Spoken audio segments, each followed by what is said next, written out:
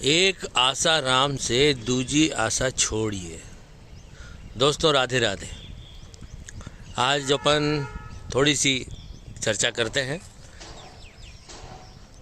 हर बार अपन बैठते हैं, कुछ बात करते हैं, कुछ सोचते हैं। मेरा ये मानना है कि बात करने से, संवाद करने से कुछ ना कुछ सीखने को मिलता है। और दोनों तरह की बातें हैं।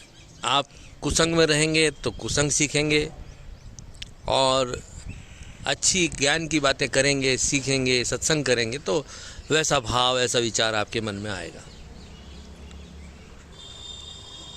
आज दुनिया में देखा जाए तो इंसान ही नहीं, हर व्यक्ति स्वार्थी हो गया है। और सत्संग में हम ये समझते हैं कि एक आशा राम से दूजी आशा छोड़ दिए। मतलब हमें सिर्फ एक आशा, अपेक्षा यदि करनी चाहिए तो वो अपने गोविंद से, अपने प्रभु से, अपने श्री राम से, अपनी राधा रानी से, अपनी महारानी से करनी चाहिए। दूजी आशा छोड़िए।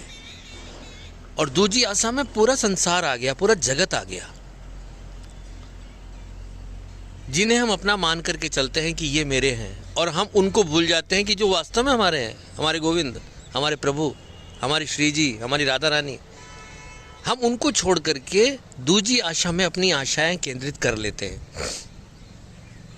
जीवन के ये वो अनुभव हैं जो जीवन की एक अवधि पूरी होने के बाद, आयु पूरी होने के बाद इंसान समझता है। शुरू में उसे समझ में नहीं आता है। शुरू में तो वो भगवान को तो ध्यान का तो बहुत दूर की बात है।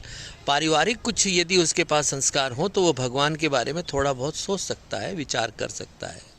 लेकिन यदि परिवार में उसे ये संस्कार नहीं मिले, माँ बाप जो है क्या नाम अपने जीवन में पैसा कमाने में लगे रहे, जीवन में सिर्फ और सिर्फ उन्होंने पैसा ही कमाना ध्येय बनाया, बच्चे घर पे आयाओं के जरिए पल रहे हैं, न दादा है न दादी है, न्यूक्लियर फैमिली यदि आपकी चल रही है तो वहाँ संस्कार तो उस तरह के भाव भक्ति के तो आएंगे ही नहीं, पहली बात।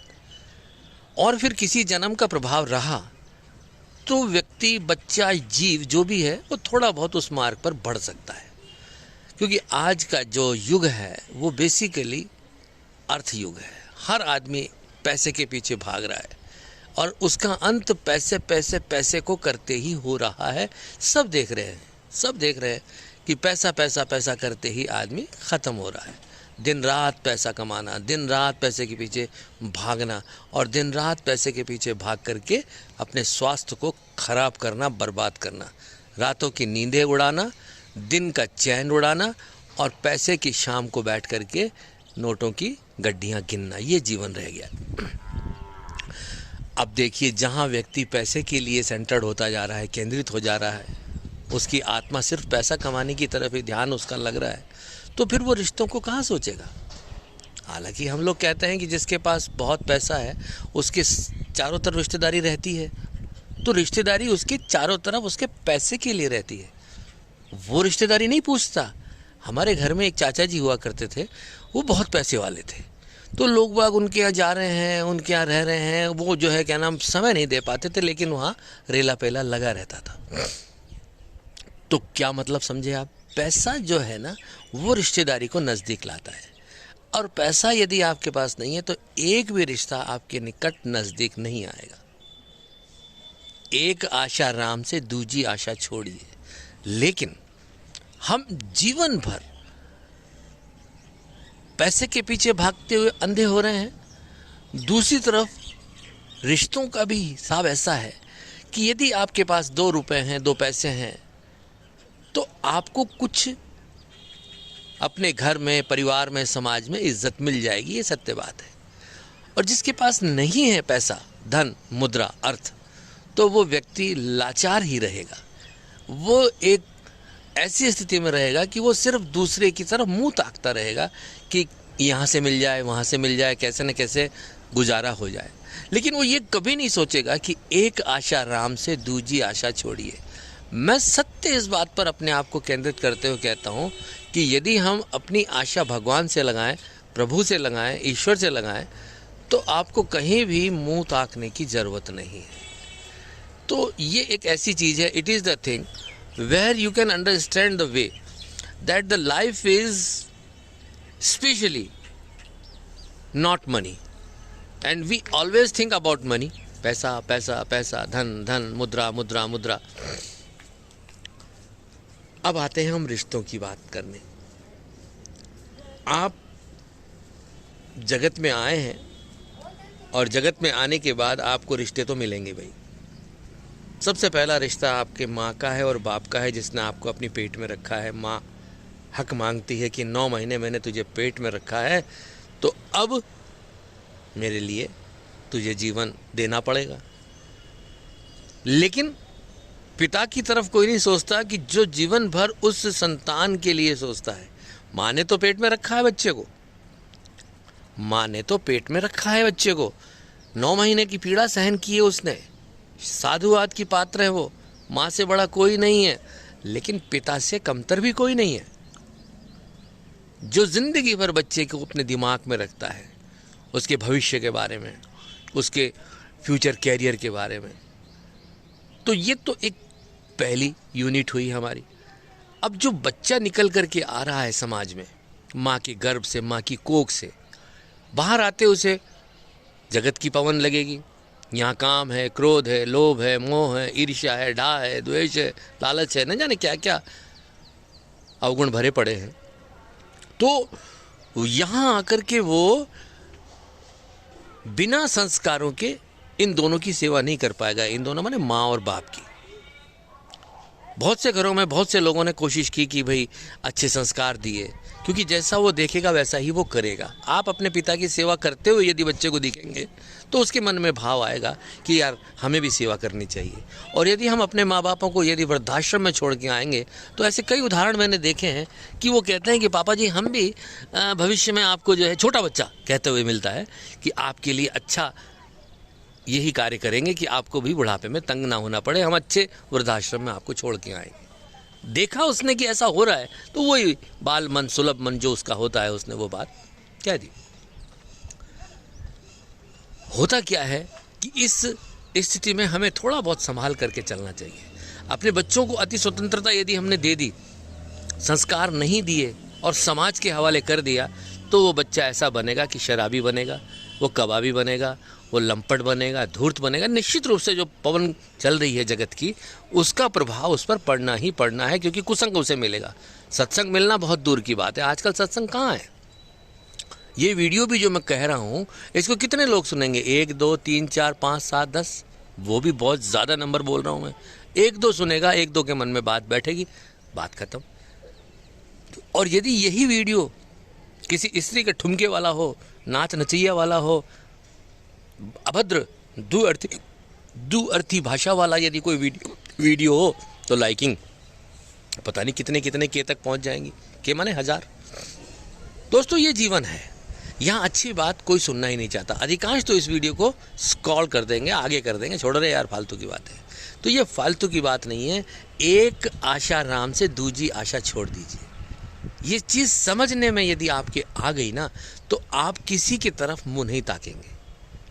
आपको किसी की भी ज़रूरत नहीं रहेगी। आपको किसी का भी ये नहीं रहेगा कि इसके बिना आपका काम नहीं चलेगा। आपको काम नहीं चलेगा यदि ये भाव आपके मन में आ गया कि भाई मेरा काम मेरे गोविंद के बिना नहीं चलेगा, उसी दिन आपकी जीवन की यात्रा पलट जाएगी। वरना ये लोग जो रिश्ते के नाम पर आपके साथ हैं, खड़े हुए, चिपके हुए, चाहे वो लड़का हो आपका, चाहे वो लड़की हो आपकी, चाहे वो बहन हो आपकी, चाहे वो भाई हो आपका, ये सारे के सारे रिश्ते जो आपको दिखने को दिख रहे हैं, ये सारे के सारे स्वार्थ पर ही टिके हुए हैं। जैसे ही इनका स्वार्थ खत्म हुआ, ये यू टर्न लेकर के बहुत दूर तक चले जाएंगे। आपको पता भी नहीं चलेगा कि यहाँ कोई खड़ा भी था। आपके दुख में कभी भी नहीं आएंगे, सुख में तो सबसे पहले दौड़ दौड़े आएंगे। दुख में जब कभी आपके साथ पीड़ा रहेगी, संकट जब भी कभी आप पे आएगा, तो ये कभी आपके साथ नहीं खड़े होंगे। क्योंकि मैं एक बहुत अच्छा उदाहरण अपने जीवन में घटित होते हुए देखा हूँ। मेरे पिता को शुरू में बहुत संकट आए, और वो रोते रोते फिरते थे अपने रिश्तेदार, हम छोटे छोटे बच्चे थे, वो रोते रोते फिरते थे अपने अपने परिवार के जनों के पास, अपने रिश्तेदारों के पास, अपने चाचा के पास, अपने भाइयों के पास, और वो सब उन्हें हिकारत की दृष्टि से कि यार ये फिर झंझट बला आ गई अपने बच्चों को लेकर के, इनकी ये है, इनकी वो है। कभी हमने देखा है तो जो सगा भाई और सगे भाई की पत्नी और सगे भाई के बच्चे इस तरह का व्यवहार करते रहे, तो कैसी स्थिति में, हम तो इस चीज़ को बचपन से जानते थे कि कोई भी किसी का नहीं हो सकता, रिश्ता तो बिल्कुल भी नहीं हो सकता कि ये रिश्ता आपका होगा। एक आशा राम से दूसरी आशा छोड़ दीजिए। पिता के पास एक चीज़ थी और वो थी उनकी भक्ति, पूजा, साधना, वो करते थे पूजा। तो धीरे धीरे धीरे देखो, कोई घटना यदि घट जाती है किसी व्यक्ति के जीवन में तो थोड़ा सा वो असहाय हो जाता है, टूट जाता है। और जब वो टूट जाता है तो वो देखता है कि कौन मेरा नज़दीक है, मेरे रिश्तेदार। वो सबसे पहले भगवान को छोड़ करके रिश्तेदारों के पास भागता है कि मेरा भाई शायद मेरी मदद कर देगा, मेरी बहना मेरी मदद कर देगी। मेरी हाथ में कलाई बांधती थी, मैं उसको बांधती थी, पैसे के लिए बंधवाती थी वो कलाई पे राखी या बांधती थी, है ना। तो हम रिश्तेदारों की तरफ पहले पहले भागेंगे कि मेरी ये है, वो है, बेटा है, बेटी है।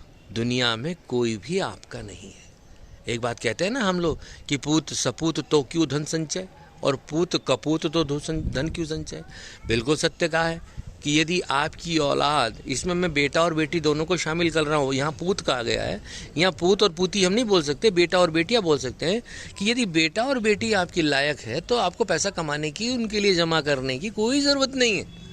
और बेटा और बेटी यदि नालायक निकल गए तो जो थोड़ा बहुत धन संचय आपने किया है वो धन संचय भी आपका उड़ जाएगा, वो अपने अपने मस्ती में उसको उड़ा देंगे। बेटियां कोई खास आज आपको अच्छी देखने को नहीं मिलेंगी।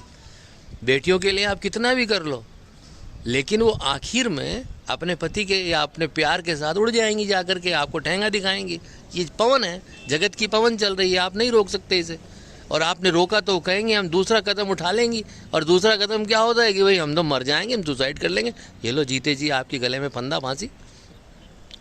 तो जिस बच्चे को, औलाद को, चाहे बेटे को चाहे बेटी को आपने पाल पोस के बड़ा किया है, तो वो आखिर में आपको बड़ा होकर के ये गुल खिलाता हुआ दिखता है।